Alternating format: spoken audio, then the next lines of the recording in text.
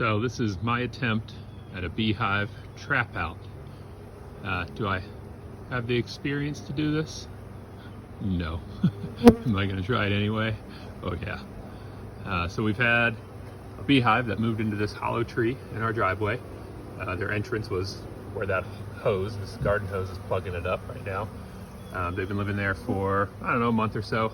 We've had other hives in there before, but I would like to capture them and put them in a proper hive box and then put them over in my bee yard with my other hives so that I can collect their honey.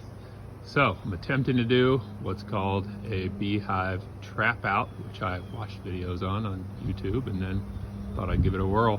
So there's that garden hose that plugs up basically their entrance to their hive. It's a pretty massive hive in there. And then that goes over into the front of the hive body that I have provided. And I'll show you what it looks like on the inside here in a minute. The idea is they can come out of that hose and go into that hive, and then they start using this new entrance over here on the new hive. When I first started doing it, they were just piling up. They would all fly out, and then they were coming back, and they were just piling up right there. But over the past couple of hours, they figured out, okay, we've got a new entrance over here, so they're going in and out over there. But it gets a little more tricky than that. I'm gonna try and climb up this thing. We kind of started by building this little frame, this little shelf to then set the box on top of.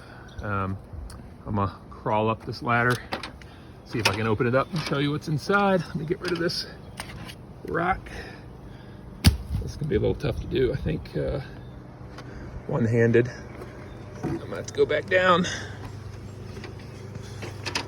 Bear with me. All right, let me remove the inner cover. I hope they don't go crazy when I do this. Oh, wow, yeah. Okay, so let me get up there again. So that hose, so here's the inside of it. So basically inside this box, I took a couple of frames of comb that I already had drawn out, left over from last year, and just dropped them in there. That hose actually goes into a tin can, which is that thing wrapped in double duct tape there. And then coming out of that tin can is some hardware mesh that I've kind of molded into a funnel. And the idea is they can crawl through that. Once they get into the tin can from the hose, they kind of see the light at the end of the tunnel and keep working towards the narrow end of the funnel. The end of that funnel I've made just big enough for about one bee to fit out of.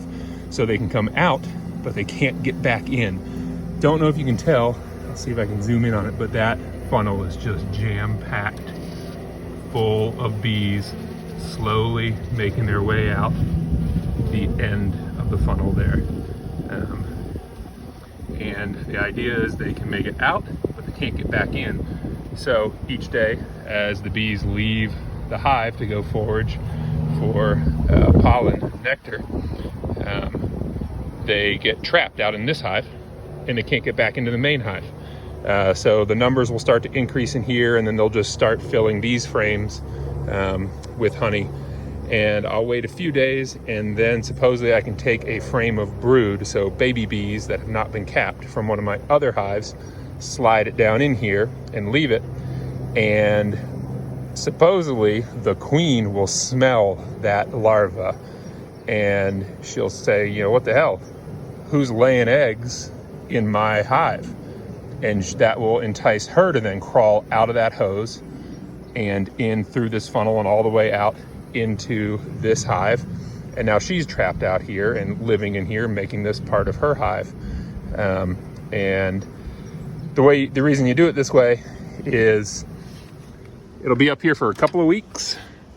That way, as any eggs that the queen lays inside this main tree hive, like say she laid some today, I think it would be about 21 days until those are like hatched in bees and ready to go.